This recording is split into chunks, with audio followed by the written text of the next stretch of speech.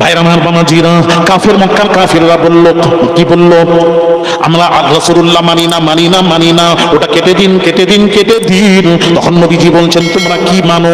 ওয়ালাকিন আনতা মুহাম্মদ ইবনে আব্দুল্লাহ, আপনাকে আব্দুল্লাহর পুত্র মুহাম্মদ মানি, কিন্তু মুহাম্মদকে রাসূলুল্লাহ মানি না, মানি না, মানি না, মানি না, ওটা কেটে দিন, কেটে দিন, কেটে দিন। তখন নবীজি নিজের পরিচয় দিলেন, ফাকালা আনা রাসূলুল্লাহ ওয়া আনা মুহাম্মদ ইবনে আব্দুল্লাহ, আমি আব্দুল্লাহর পুত্র মুহাম্মদ, আমি হলাম আল্লাহর রাসূল। কাফেররা শুনলো না, শুনলো না, কার্টুন সহ্য হচ্ছে না, গায়ের জ্বলন হচ্ছে, কার্টুন, কার্টুন, কার্টুন। ভাইরা আমার যেই বলেছেন, নবী বুঝতে পেরেছেন এরা আর শুনবে না। তখন নবীজি শেরে খোদাকে কি বলেছিলেন? ক্বালা আলিয়ুল্লাহ, আল্লাহ নবী বলেন, সুম্মা ক্বালা লি আলিয়্যিন রাসূলুল্লাহ, ওরে আলী রে, রাসূলুল্লাহটা কেটে দাও, এ আলী রাসূলুল্লাহটা কেটে দাও। এখনো নবী ধরছেন না, লিখছেন না। আলীকে বলছেন, শেরে খোদা রাসূলুল্লাহটা কেটে দাও। আলী শেরে খোদা কি বলেছিলেন? হাদিসটা শুনুন, বুখারীর হাদিস।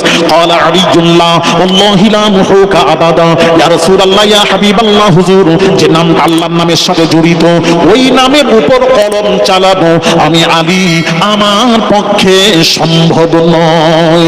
আরো জোরে বলুন।